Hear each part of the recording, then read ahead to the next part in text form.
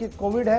और कोविड के बीच school college बंद है, लेकिन आहिस्ता आहिस्ता करके मुल्क भर के अंदर सूरत हाल बेहतर हो रही है। और इस बेहतर सूरत हाल के बीच अब इंतजामिया भी आहिस्ता आहिस्ता करके इकदाम उठाना शुरू कर चुकी है। जहां बाजारों से लॉकडाउन का हुक्मनामा वापस लिया गया, बाजारों के अंदर रौनक वापस लौटी है, वहीं पर अब तैलीमी इदारों के अंदर भी रौनक वापस लौट आएगी। और ये तैलीमी इदारे जो हैं ये आला तैलीमी इदारे होंगे, यानी कॉलेज और यूनिवर्सिटियों को मरहलावार तरीके से खोलने का ऐलान कर दिया गया है। फेज वाइज होगी रीओपनिंग यूनिवर्सिटीज और कॉलेज की, और तारीख मुकर्रर की गई है 31 जुलाई। लेकिन जब 31 जुलाई को कॉलेज और यूनिवर्सिटियां खोलने का प्रोग्राम हाथ में लिया गया है, तो पहली शर्त इसमें यह रखी गई है कि बच्चे यानी जो स्टूडेंट है, तालिब जो है, उसको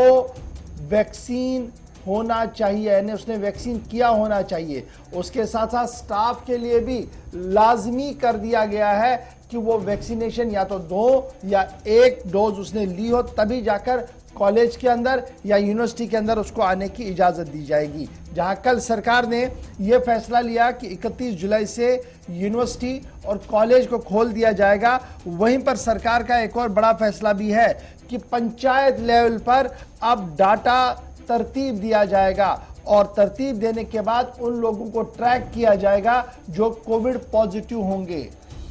यानी एक तरफ से सरकार कॉलेज यूनिवर्सिटी को खोलने का फैसला ले रही है, दूसरी तरफ से अब मॉनिटरिंग के निज़ाम को मजीद मुस्तहकम बेहतर बनाने की कोशिश की जा रही है। पंचायत लेवल तक जाएगी इंतजामिया और वहां पर ट्रैक रिकॉर्ड रखा जाएगा कि कितने लोग कोविड पॉजिटिव है, उन कोविड पॉजिटिव लोगों का हाल क्या है, उन्हें ट्रैक और पॉजिटिविटी रेट को कम करने के हवाले से कोशिश की जाएगी। और तीसरी बड़ी बात यह कि स्कूल जो है, इस हवाले से ये कहा गया कि स्कूल स्टाफ को बुला सकता है, लेकिन वो भी लिमिटेड अंदाज में, यानी जो पहली गाइडलाइंस है उन्हीं गाइडलाइंस के हिसाब से स्कूल अपने स्टाफ को सिर्फ बुलाएगा, दरसी निज़ाम वहां पर बहाल नहीं होगा। एसईसी की तरफ से यह साफ कर दिया गया है कि नेशनल जो नेशनल हेल्थ मिशन की गाइडलाइंस हैं, उन गाइडलाइंस को किसी भी कीमत पर वायलेट करने की किसी को इजाजत नहीं होगी। प्राइवेट और गवर्नमेंट स्कूलों को फिलहाल 31 जुलाई तक बंद रखने के अहकाम जारी कर दिए गए हैं,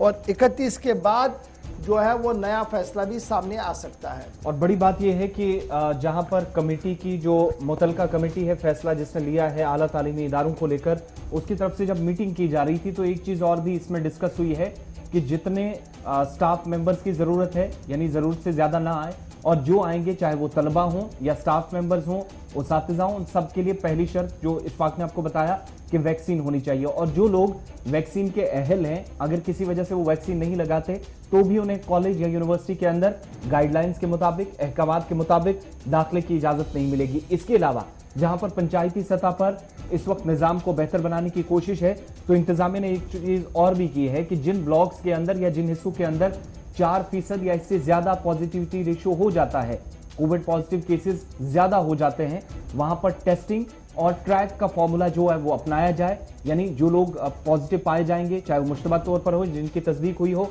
उनको भी तलाश किया जाए, और वहां पर टेस्टिंग उसके बाद लाजमी करार दिया गया है कि वहां पर होनी चाहिए। और 70% तक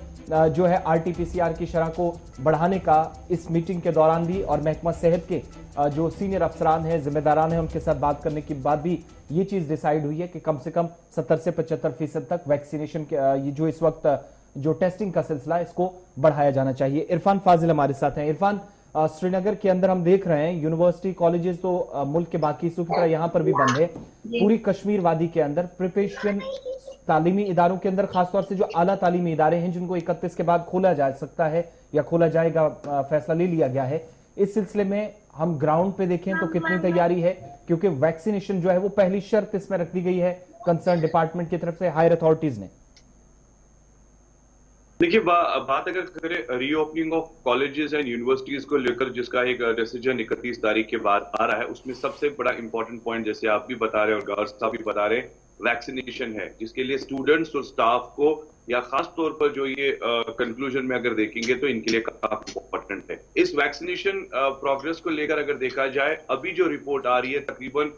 कश्मीर डिवीजन में 100% जो डोज है वैक्सीनेशन का वो कंप्लीट हो चुका है। अब इसके साथ साथ अगर तैयारियों को लेकर बात करें तो जाहिर सी बात है इस वक्त इस सिचुएशन में कोविड सेकेंड वेव भी चल रही है। सेकेंड वेव में भी अभी केसेस आ रहे हैं, अभी भी कुछ अमवाद हो रही है। यानी मैं साफ तौर पर यह कहना चाहता हूं कि यहां पर एक चैलेंजिंग फेस होगा ये, क्योंकि जिस तरीके से डिसीजन लिया गया है कि ट्रैक रिकॉर्ड होगा या खासतौर पर पूरी तरह से डेटा जनरेट किया जाएगा, उसके बाद वैक्सीनेशन के बारे में बात होगी, आरटीपीसीआर, मगर इन सेंटर्स पर काफी इंपॉर्टेंट ये है कि जब जिस दिन ये खुलेंगे वहां पर सबसे पहले टेस्टिंग की फैसिलिटीज भी रखी जाए। साथ ही साथ अगर वहां पर वैक्सीनेशन रिपोर्ट को लेकर देखा जाए, जिस तरीके से वैक्सीनेशन की बात की गई है, उस वैक्सीनेशन रिकॉर्ड को कौन चेक करेगा? क्या उसके लिए अलग सा एक ट्रैकिंग रिकॉर्ड रखा गया है? क्या उसके लिए अलग सा एक सेपरेट स्टाफ रखा गया है जो पूरी तरह से वैक्सीनेशन रिपोर्ट लेने के बाद ही जिनको एक्सेस मिलेगी, स्टूडेंट्स हो या स्टाफ हो? अब अगर स्कूल्स की बात करें, स्टाफ को लेकर जिस तरीके से बात आ रही है कि लिमिटेड गाइडलाइंस है, लिमिटेड स्टाफ को अलाउ किया जाएगा, स्टूडेंट्स नहीं जाएंगे, तो ये भी एक बहुत बड़ी बात है। इसके लिए सरकार को काफी ज्यादा अलर्ट भी रहना पड़ेगा और गियर अप भी रहना पड़ेगा, क्योंकि आने वाले टाइम में कोविड-19 पैंडेमिक की थर्ड वेव के बारे में जिस तरीके से माहिरीन बात कर रहे हैं, और कल आपने देखा होगा कि मंकी वायरस जो है वो चाइना में कल पहला एक केस निकला है, तो कह सकते हैं कि वायरसेस जो है कंटिन्यूस प्रोसेस में चल रहे हैं और किस तरीके से ये डिफरेंट कंट्रीज में हिट होता है, किस तरीके से आगे आ जाता है। अब अगर जम्मू कश्मीर की बात करें तो जम्मू कश्मीर में ही जब हम सब लोग जानते हैं कि हेल्थ इंफ्रास्ट्रक्चर जो हमारा वो बहुत कमजोर है, वो इतना स्ट्रांग नहीं है कि अब जो हुक्मनामा जारी हुआ है तालीमी इदारों के लिए, क्या पहले से कोई हलचल थी या ऑर्डर्स का इंतजार हो रहा था? प्रिपरेशन थी इन हायर एजुकेशन जोन्स के अंदर या जो इंस्टीट्यूट्स हैं कश्मीर वादी के? देखिए, जाहिर सी बात है, अगर इस तरीके का इनिशिएटिव लिया जा रहा है, इस तरीके का अगर प्रोग्रेस रिपोर्ट आने वाले टाइम में होगा, तो जाहिर सी बात है एडमिनिस्ट्रेशन ने पहले ही अब कुछ टीम्स को गियर अप करके रखा होगा, हेल्थ डिपार्टमेंट को बता के रखा होगा, और हमने भी कुछ सीनियर डॉक्टर से बात की थी तो उनका भी ये मानना है कि ये वेलकम डिसीजन है। मगर सबसे बड़ी बात यहाँ पर यह है कि एडमिनिस्ट्रेशन को खुद अच्छे इकदाम तो लेने हैं, मगर जो स्टूडेंट्स या जो स्टाफ वहां जाएंगे उनको मेन प्रिकॉशनरी मेजर्स के साथ चलना पड़ेगा, क्योंकि जिस तरीके से सेकंड वेव में हम लोग बैडली हिट हुए, जो हम एक्सपेक्ट नहीं कर रहे थे, वो हमने चीज देखी है। तो जाहिर सी बात है इससे हमने बहुत कुछ सीखा है, और आने वाले टाइम में सरकार के साथ साथ कई ऐसे इकदाम होने चाहिए जिस तरीके से हम अगर थर्ड वेव में एंटर भी करते हैं, मगर उस वक्त अगर हमारा एजुकेशन सिस्टम भी चल रहा होगा, ताकि हम उसका अच्छी तरह मुकाबला भी कर सके और जो इकदाम उठाए गए हैं उस पर हम मुकम्मल तौर पर अमल भी करें। बहुत बहुत शुक्रिया इरफान फाजिल श्रीनगर से हमारे साथ रहने के लिए। एक तरफ की बात थी कश्मीर वादी के अंदर, लेकिन बात जरा अब जीएमसी जम्मू के हवाले से भी करते हैं, क्योंकि इंतजामिया की तरफ से अब फिजिकल क्लासेस दोबारा शुरू करने के लिए फैसला ले लिया गया है और 26 जुलाई से